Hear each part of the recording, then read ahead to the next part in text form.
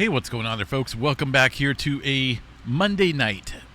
It's about 11:18 p.m. West Coast time here, July 29th, 2024. Latest activity here on the Earthquake 3D globe shows a 1.0 there into Northern California. We'll get to the earthquake activity here in just a little bit. Just want to cover real quick space weather activity, looking at the arrival of a couple different CMEs hitting the planet, and the auroras kicking up right now across some of the northern tier states. I've been hearing about some auroras being viewed out there around Kansas and Nebraska, Missouri as well. So if you got clear skies, get on out there, see if you can get any shots or any views of that aurora that's expected to really kick up here overnight. So far, we've only seen the KP index here up around the 5 level, so G1 class storm. It is expected to intensify throughout the evening here, so we'll watch for that. G3 storming conditions are expected here, KP index of 7, and normally when we get it up around 7 or so, we can see those auroras down at the middle latitudes, and sometimes if the BZ component of the interplanetary magnetic field is correct, we'll see that down into the lower latitudes. But let's double check here the current real-time solar wind, where we have the BZ component here south of that line. That's a good sign. Earlier, about an hour or so, a couple hours ago, we've seen the arrival of the CME. Speed uptick, density as well. And as long as we see the BZ component here, the red dots south of this line or bottom below this area, then we're talking about some decent auroras out there. So we'll continue to watch that overnight.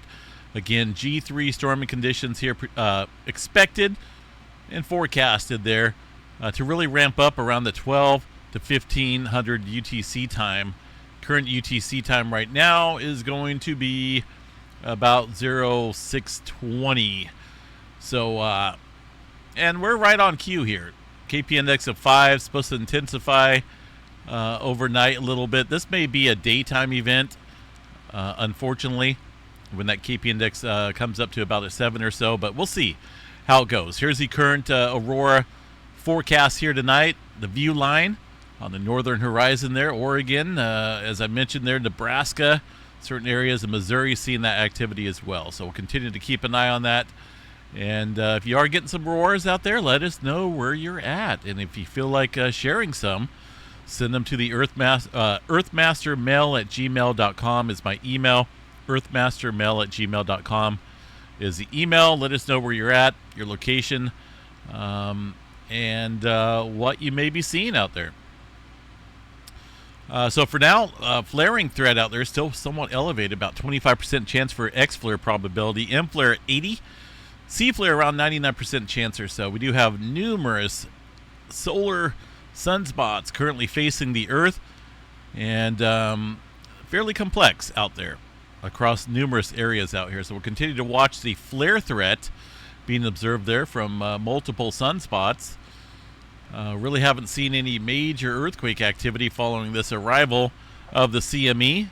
Been trying to keep a track of earthquake relationship to space weather activity, and remember back in May we had that big time aurora event, and just very minimal earthquake activity, so that didn't even do anything. Right now, got a pretty decent solar storm hitting us, and really nothing big. This activity down here across the Tonga area has been going on here for the past 24 hours. So this happened before the arrival of the CME activity. That 6-pointer from this morning. Getting a handful of deep earthquakes, triggered some surface adjustment going on. The latest one is another deep earthquake here into the Tonga Trench for a 4.5 there at 571 kilometers deep. I know a lot of people ask me, why do I use kilometers? Well, we can switch over to miles. I mean, I get it. I'm just so used to studying space and stuff like that, astronomy, and there's different measurements that they want you to remember. So, but we'll switch over to miles, and we'll try to keep it on that. That way we can get the information through to everyone in terms of the correct units out here. Hawaii, still seeing some activity out here. Did have a little swarm of activity out here across the northern Helena Slump region. Latest earthquake, a 2.2 there. Very shallow earthquake up just south of the crater area. I want to double check here the that area real quick on the volcano map. See what's going on. The volcano currently sitting at a yellow and advisory. There we go. Earthquake activity, as I mentioned here, not a huge amount, but still active. Here's some of those threes that popped off there earlier today. This is a 12-hour map, and that earthquake activity occurring on the near the Helena Slump area. But this earthquake activity fairly local here to that seismograph station. Now down here is where that little swarm is. That is a bunch of threes. Showed up quite nicely there in that area. Not really seeing too much activity following that event this morning, though. There's a bunch of threes, a couple other smaller quakes there on the map. Notice only a handful of smaller quakes since that event this morning. So just kind of watching this here. Let's check out the tilt meter out here, see if we got any change here going on across the area. If it's going to let me. Okay, I'm not going to play this game. Click and... Look at that. Wow. What am I doing wrong there? What am I doing? When you click on the tilt meter, there we go. Maybe, I don't know. User error, possibly. Nothing major going on here. Still somewhat elevated there across the Upper East Rift Zone. The overall trend here across the region, the summit area, continues to go up a little bit. But really, we're nowhere even near what we had seen prior to that magma displacement there about a week or so ago from the summit area off to the Upper East Rift Zone. But we're starting to come up a little bit. Either way, just kind of watching it. Really nothing, no changes right now. Pacific Northwest, earthquake activity, generally light. Real quick glance here at the tremor map here tonight. Shows 183 epicenters of tremor across a good portion there of the Cascadia subduction zone, even some down there in Northern California. Earthquake activity, Northern California, non-existent right now, aside from the Clear Lake volcanic field there on the hydrothermal plants. Bay Area, fairly quiet. Southern California, rocking and rolling a little bit there outside the Barstow area with a 4.9, originally coming in as a 5.1. Seen a handful of aftershocks in there as well. I got to change that back over to miles, right? I wonder why it does that. And these were very shallow earthquakes here, just off the Calico Fault, northern end of it, looks like. Some twos and a couple threes in there as well. The latest one shows a 2.7 a couple hours ago, around 9 o'clock local time here. Really no major change here to note across the southern branch of the San Andreas Fault, although we'll continue to keep an eye there on the Southern California area for some further movement out there. Texas area and the oil fields still getting hit. Nothing going on up in Yellowstone. Well, maybe one little lonesome earthquake, a little 0.8.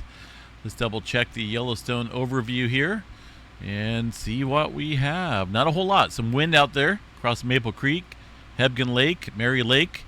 That's in the dark blue. That's a wind event. Really no earthquake activity. I see a little bitty spike of one. That may be that little 0.8. Not an 8 magnitude, but a 0.8. So barely a 1. All right, further out and about here. As I mentioned, that activity around Tonga area, deeper, shallower earthquake activity, bouncing back and forth. New Zealand getting a couple threes down here, even South Island jumping in on the action with a 3.7. Right smack dab there on the plate boundary. Australia had a couple smaller quakes out there as well over the last 24 hours. And generally somewhat quieter out here across the Philippines area into the Taiwan region, but up here off the coast of Japan, getting a little bit of earthquake activity here in the Kuro Kamachaka and the Japan Trench. Some slight uptick going on here across this area. The Aleutian Trench here, generally quiet, aside from some small microquake activity out there. Really nothing big to report. 3.3 out there across the Aleutian Trench and some smaller quakes inland. As far as anything major goes across the rest of the globe here, generally small earthquake activity out there, all 3s and some 2s. Nothing major to report here across the Mediterranean for now. 3.2 down there in South Africa area. The Atlantic Ocean, pretty quiet. Middle America Trench and the South America area all seeing the typical clustering going on any given day. Some 2s and 3s out there across those subduction zones. Got 2.7 coming in there in Hawaii. That's one of the latest quakes. Looks like that may be coming in right now on the seismograph station. Let's go check out the Iceland activity here real quick. See what we got for the latest earthquake activity. But keep an eye here on the Svartsengi region. Of course, getting quite close here to maybe another eruption here in a week or so. Right now, very minimal earthquake activity, so nothing to speak of in terms of any elevated activity. All right, real quick glance. Looks like we got a little bit of sea flare activity coming in right now. Kicking up here a little bit. Maybe a little bit bigger than that. Let me see what we got. Yeah, sea flare going up into the M flare category right now. Got an M1.1 coming in. That is affecting the sunlit side of the Earth right here, centered over roughly around the India area. Somewhere within that vicinity there. Hard to say exactly where this M flare is coming from. The latest image looks like it's a little old, so it could be any one of these spots here, but we'll check back on that here in a second. Maybe heading up to a decent M flare. All right, real quick glance here at the space weather activity again, far as the auroras go. If you got a chance and you got clear skies out there, not a whole lot of heavy smoke, head up there or head up outdoors and look to the north on the northern horizon there. Sometimes if you can't see it with your own eyes, it helps to pull up your phone and do maybe a 3 to 10 second long exposure, and that will brighten up any auroras that may not be visible to the naked eye out here. But you may be able to pick it up on your cell phone. But it does look like some of the northern tier states here are getting in on some of the action, including Oregon, Wyoming, South Dakota area. But there has been reports already so far this evening. Seen them down in Nebraska, Missouri area. So get out there if you can to potentially see the auroras out there. And again, it is expected to kick up and amp up throughout the evening and throughout the day here on Tuesday, which is going to be by tomorrow. All right, so I don't think that's going to be an X flare. Let me check 6. No, it's starting to curve out here, so this is probably just going to be a little M flare popping off somewhere on the sun. Uncertain again on where it's at. Could be any number of these sunspots out here. Maybe over here. This little area looks a little bright. Potentially right over here. All right, folks, I'm out of here. Have yourself a good night. Seismograph stations out there. There's that little earthquake activity in Hawaii. That's going to be a 3.0 coming in right now to Hawaii area. They're in the green flag, 3-pointer. Shown up there on the seismograph station, Hot Caves, Hawaii. Double check that, see where that's at. See, that's up a little bit closer up here to the summit area. We've been getting a little bit of bouncing back and forth effect here between roughly in this area, a little bit further southeast here.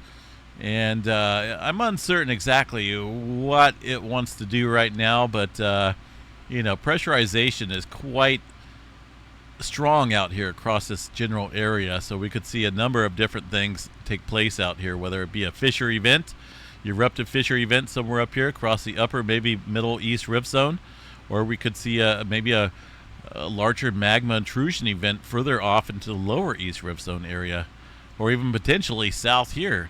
So it's a waiting game, folks. don't have that magic crystal ball, but we'll check back in on it tomorrow morning. Have yourself a good night. Stay safe out there. And again, if you got some awesome aurora pictures, let me know. Send them to earthmastermail@gmail.com. Have yourself a good night.